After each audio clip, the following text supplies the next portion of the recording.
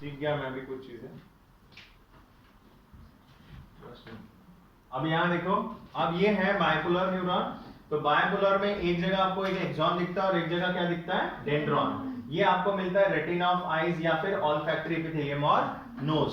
तो जो आपका ऑल्फैक्टरी एपिथेलियम है वहां पे दिखेगा आपका बाइपोलर न्यूरॉन। इसीलिए हमको जब छींक आती है कुछ आती बड़ा दुखता है यहाँ पे, या एकदम सेंसिटाइज जैसा लगता है, या अगर आपको सूंघ लो तो ये जल्दी से ये ट्रैक होता है बिकॉज ऑफ बाइपोलर न्यूरॉन। और मल्टीपोलर न्यूरॉन ये आपको मिलता है सेंट्रल नर्वस सिस्टम में, क्योंकि इसको बहुत सारे मल्टीपल फंक्शंस करने हैं, मल्टीपल रिसीविंग, सेंसरी और मोटर ये दोनों भी फंक्शन करने हैं या मिक्स करने हैं, तो इसीलिए उसके पास बहुत ज्यादा डेंड्रॉन रहते हैं। ठीक है, नेक्स्ट है स्यूडो यूनिपोलर न्यूरॉन। अब दिखने में ये आपको कैसा दिख रहा है कि यहाँ से दो पोल जा रहा है, बट ये दो पोल नहीं, ये दोनों एक्सॉन है। क्या है, दोनों एक्सॉन। इसी वजह से यहाँ पे हम इसको क्या कहेंगे, यूनिपोलर न्यूरॉन। बट ये यूनिपोलर ही है, दिख रहा है बाइपोलर जैसा, इसलिए इसे हम कहेंगे स्यूडो यूनिपोलर न्यूरॉन। ठीक है, अब ये सेंसरी फंक्शन होते हैं, ये स्किन में होते हैं, dorsal root ganglia of spinal cord में मिलते हैं। ठीक है, अब आते हैं मैकेनिज्म पे, मोस्ट अवेटेड पॉइंट। अब देखो मैकेनिज्म में आपको इंपल्स जो है यहाँ से वहां कैरी होते हुए दिखती है।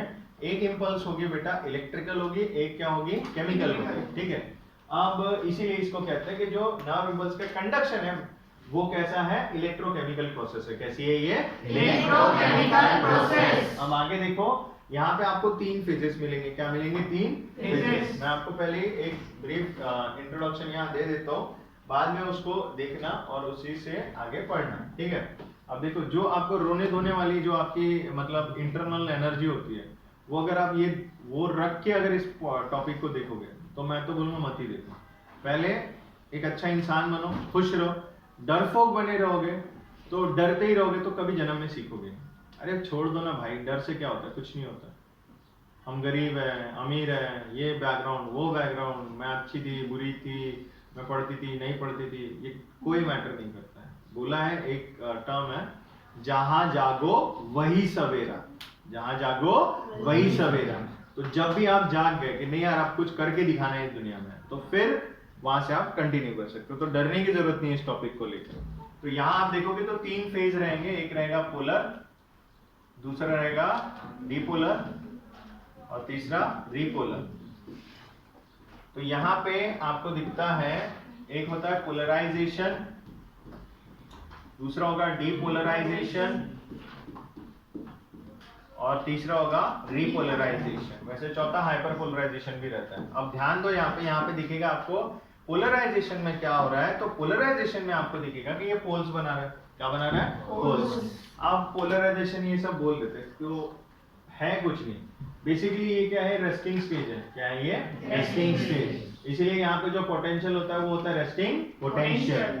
अब यहाँ पे दो चीजें मैं आपको बताता हूँ। यहाँ पे जब वो रेस्टिंग रहेगा तो ये उसका आपको दिखेगा मेम्ब्रेन, मेम्ब्रेन के बाहर आपको दिखेगी पॉजिटिव चार्ज दिखेगा, अंदर क्या दिखेगा, नेगेटिव चार्ज। फिर नीचे भी ऐसे ही पॉजिटिव चार्ज रहेगा, अंदर क्या रहेगा, नेगेटिव चार्ज। ये जैसे मान लो ये सिनेप्टिक नॉब हो गया। ठीक है, बहुत सी जगह पढ़ाते हो ये बिल्कुल नहीं दिखाते हैं। ये फिर क्या हो जाएगा आपका साइटोन, ये तो नेक हो जाएगी और फिर यहाँ से क्या दिखेगा आपको, साइटोन दिखेगा। क्या दिखेगा, साइटोन। ये ऐसा गोल और ये इसके डेंड्रॉन्स। ठीक है, ये एक प्रकार से हमारा न्यूरॉन हो गया। जैसे एक रफ डायग्राम है, यहाँ पे आपको ये सिनेप्टिक नॉब दिख रही है, यहाँ साइटोन दिख रहा है और बीच में क्या दिख रहा है आपको, एक्सॉन। तो हम एक्सॉन पे ही फोकस करते हैं मेनली।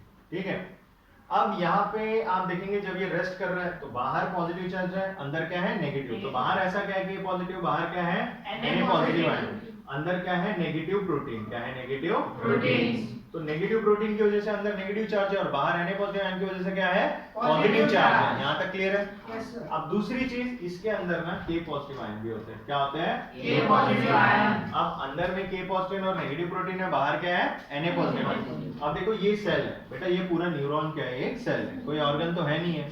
तो यहाँ पे जो सेल के अंदर का हिस्सा होता है हम उसको बोलते हैं इंट्रासेल्युलर फ्लूइड। क्या कहते हैं हम, इंट्रासेल्युलर फ्लूइड। और बाहर होगा एक्स्ट्रासेल्युलर फ्लूइड। बाहर क्या होगा, एक्स्ट्रासेल्युलर फ्लूइड। इसी को हम ECF कहेंगे, इसी को क्या कहेंगे हम, ICF। अब सेल के बाहर में जो कंडीशन है वो क्या है आपकी Na पॉजिटिव वाली, और सेल के अंदर क्या है नेगेटिव प्रोटीन वाली। यहाँ तक क्लियर है सभी को, कोई दिक्कत? अब यहाँ से तो न्यूरोट्रांसमीटर क्या करेगा, और रिलीज, ठीक है।